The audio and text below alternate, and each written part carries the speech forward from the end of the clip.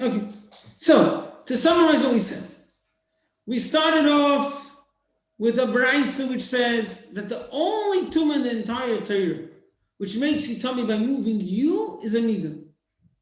Now, according to Rabbah, this contradicts Rabbi Akiva, according to Rav Ashi's version in Rabbah, which he says that Avodah Zarah, which moved you, meaning it weighed you down, it weighed down the scale and therefore it lifted you up. So Rabbi Akiva says that it makes you tummy. It makes you tummy. So we see that there's something else besides anything. It says the Gemara, it's not a problem. We learned it now. Neither.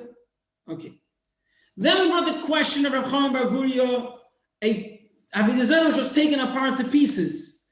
Do the pieces make you tummy or not? And there were two versions in the question. Whether he was only asking when a professional has to put it together, maybe it's considered broken or maybe no, since at the end he could put it together, it's considered complete, or the opposite. He's only asking if a simple person can put it together. And the question is, now it's broken, or maybe no, I can put it together, and therefore it's tummy. And he's left with a question, which seemingly means that we go l'kula, that it's not mitam.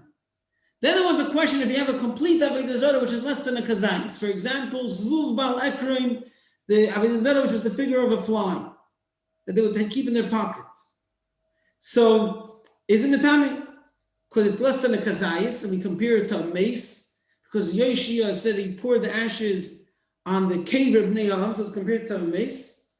Or we compare it to a sheretz, which a sheretz is even the size of a lentil, makes you tummy. Says the Gemara, there's a brisa that says it's compared to a mace. That is because ice. But 1 second. Everything we compare the kula, why don't we compare everything to chumrah? It's like a sheretz that's not master, according to Rabbon.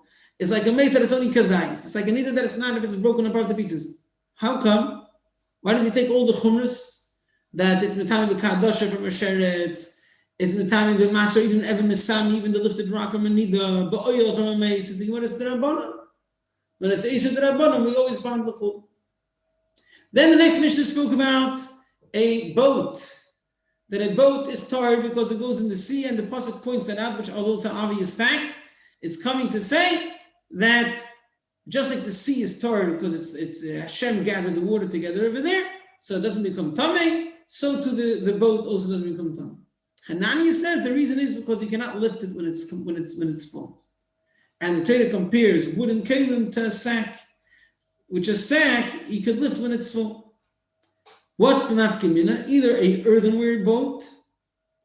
So Hanani will say it's tummy, because the rule of having to lift it when it's complete is only by wooden kalim, when it's full, only by wooden kalim. Or a small boat that goes in the yarding that you could lift when it's full. So Hanani will say it's tummy because you could lift it. And Chacham will say, the Mishnah will say it's tar because it goes in the river. Now, when do you lift it? You don't lift it in the river.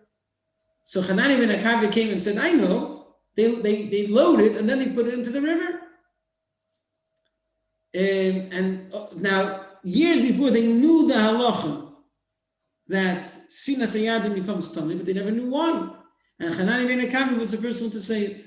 Which that proves that you should always come to yeshiva and you could always offer some new ideas if you follow the rules of Torah, obviously. You're listening, you're not trying just to put an input, you're trying to really get what Torah is saying. You could always have what to add. As Hanan ben Akavi did, although they knew this halacha, they never knew why for years. Then we had two more details, that a person should always learn Torah even when he's passing away. As it says, Torah Adam Kiyamos, and he should put aside all worldly pleasures as if kill himself for Torah, as it says, Adam Kiyamos. That's the only way you preserve the Torah, if you allow yourself as if to be killed for Torah.